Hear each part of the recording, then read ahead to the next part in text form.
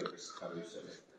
देखिए, ये आज की ये मजबूरी भी है और आवश्यकता भी है।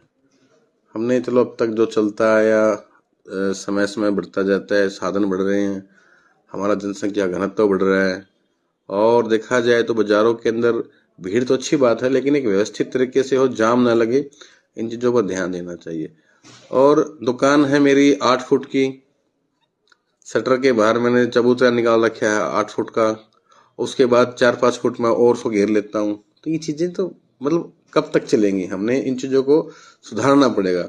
हम बात करते हैं शहर का सौंदर्यकरण की, और जब तक अतिक्रमण इस प्रकार से नहीं हटेगा, चलो ठीक है, कहीं 1-8 फुट का है, 6 इंच का है, 1 फुट का है, तो वहाँ कुछ देखा मिलेगा। नगर परिषद कभी सख्त नजर नहीं आई अतिक्रमण को लेकर के, क्या भविष्य में ऐसे लगता है कि नगर परिषद संजीदा होकर के इस मामले में आगे बढ़ेगी? बिल्कुल, अब करना पड़ेगा भाई साहब।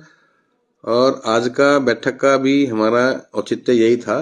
आपने देखा है कि हमने माल रोड का जो कार्य शुरू कराया है, स्टेशन से हमने एंक्रोचमेंट को लेकर कोई समझौता नहीं किया।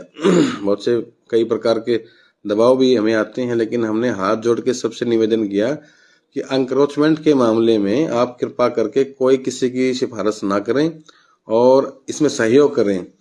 अब बाजार के अंदर आप देखेंगे तो अब लोग खुद हटा रहे हैं। हमने 3-4 एंक्रोचमेंट तोड़ दी, सबको ये हो गया कि भी अब हमने जैसे भी नगर परिषद गया इससे पहले अब खुद हटा लें, ताकि सीवर का है, पानी का है, इस प्रकार का कोई नुकसान ना हो। हम अपील सबसे ये करते हैं कि भी आप स्वयं हटा ले। देखो, मेरे को पता है कि मैंने कितना अतिक्रमण कर रखा है, और ये रोड एक बन जाएगा, इसके बाद बाजारों के अंदर हम इसको बिल्कुल गंभीरता से लेकर के, और बाजार में 1% भी एंक्रोचमेंट ना हो, हम इस मुहिम पे काम करेंगे। सर, नगर परिषद ने